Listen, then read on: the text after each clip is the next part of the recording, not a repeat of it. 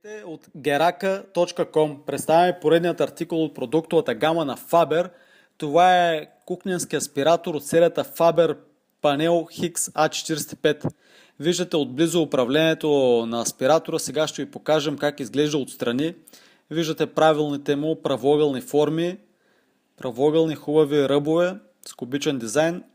Ще покажем аспиратора как изглежда и отдолу. Виждате отново управлението отблизо, отдолу халогенното осветление с двете осветителни тела, металокасетъчния филтър.